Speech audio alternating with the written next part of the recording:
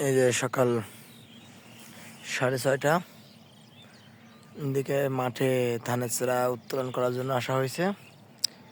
আজকে অবশ্যই কুয়াশা তেমন নেই, কিন্তু শীত পড়ছে, কারণ মেঘ লেগেছিল, মেঘগুলো কেটে গেছে। আশা করা যাচ্ছে ভালো শীতই পড়ছে।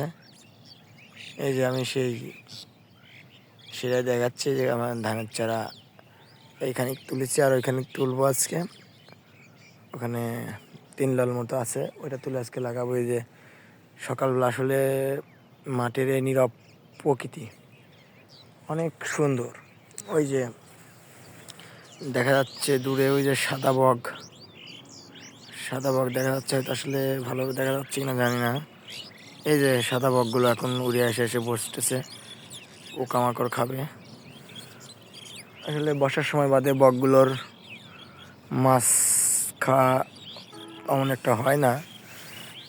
আসলে প্রকৃতিতে যে বুনালো মাছগুলো পাওয়া যেত সেটা আসলে এখন বিলুপ্তের পথে। হয় ওই বর্ষার সিজনে যা কিছুটা হয় পুঁটিদারকে এগুলো বা বুনালো মাছ, কিন্তু এখন আসলে সেগুলো সেভাবে হচ্ছে না। এখন শুষ্ক মৌসুম বা খরার সময় বলা যায়, এখন আসলে বোর্ডিংয়ের পানিতে এগুলো হচ্ছে। এই জন্য ওই বকগুলো যে ভুঁইটা চাষ দিচ্ছে, ওই ভুঁইটাকে যে পোকামাকড় কেসে বা অন্যান্য যে পোকামাকড়গুলো বাড়ায় সেগুলোই খাচ্ছে। এই যে ওই পাশে ডাকু দেখা যাচ্ছে, হয়তো ডাকু কালো বলে হয়তো আরও দেখা যাচ্ছে না। ওই যে ওই দৌড়াচ্ছে, এটা ডাকু, 2টা ডাকু আছে ওখানে। এই যে আগে যে ধানগুলো লাগানো হয়েছিল সেই ধানগুলো ওই যে ভিতরে দোপে আসলে ধানগুলো ধরে গেছে, ধানগুলো নিড়ে দেওয়া হয়েছে। আর আজকে আবার আর এক ভুঁইয়ের জন্য চারা তোলা হবে। অবশ্য কুয়াশা মনে হচ্ছে আছে অনেক দূরে দূরে, কুয়াশা কম তো, এই জন্য অনেক দূর পর্যন্ত ক্যামেরা বন্দি হচ্ছে। এখনও কেউ মাঠে আসেনি তেমন, আমি মনে হচ্ছে ফার্স্ট। আসলে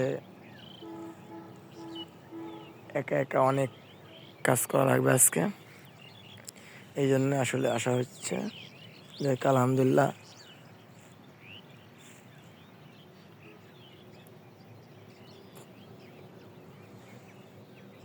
যাই হোক, সবাই ভালো থাকেন।